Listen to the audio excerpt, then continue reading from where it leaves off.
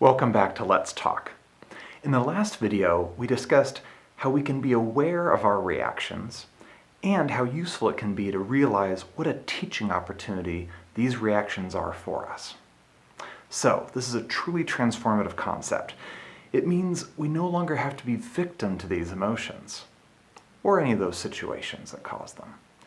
And in fact, we can realize that they can be used to increase our level of awareness and empower us to make positive changes in how we choose to react or don't react to life as it unfolds. Today I'd like to take it a step further by focusing on how we can react in our interaction with other people. Let's face it, a lot of times our tendency, especially when we get hurt by another person, is to react negatively right back to them and to judge them. This is perfectly natural. It can even feel good. I promise you though, those negative reactions and judgments are poison. They certainly are poison to the relationship, but just as importantly, they are poison to you.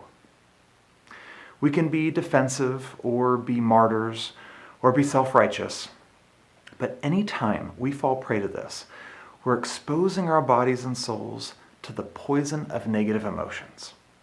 So, one strategy is to simply be aware of this and remember these lessons.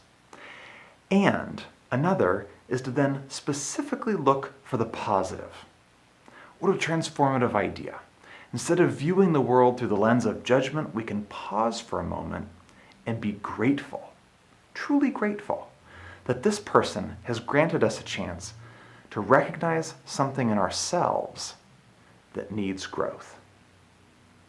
In other words, whenever I notice that I'm reactive with a person, that should immediately signal to me an opportunity for growth that I can get curious about, not angry about.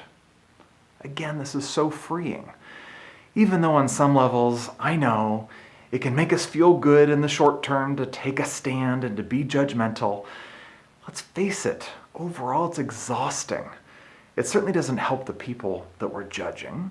It drains us of our energy, and again, it poisons us with negative thoughts and emotions.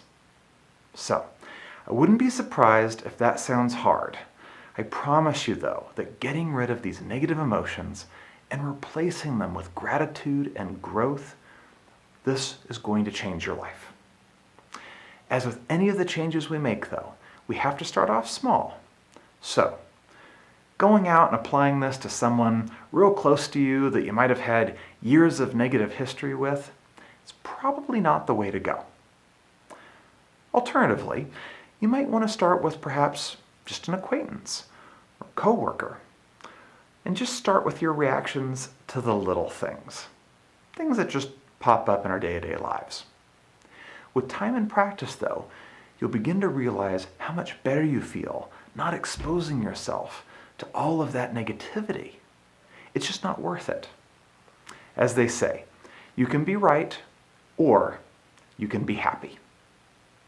Now, I hope this goes without saying, but I do feel obliged to just clarify that if you're in a dangerous or abusive relationship or some situation like that, then by all means understand that this is unacceptable and needs to stop. So, with that out of the way, I know that with time and practice, you may be very pleasantly surprised how this strategy can improve your relationship even with someone you have quite a bit of negative history with. Oftentimes, it's the relationships with those people that can actually teach you the most. Realize that life has put them in your path for a reason, and you're about to find out what that reason is. So, I hope you'll be able to take some time to really consider this, to look at the ways you become reactive with people, and to actually see the value in this as a mirror, reflecting back to you what it is you might need to work on with yourself. Start watching for these patterns, comment below, and let's talk.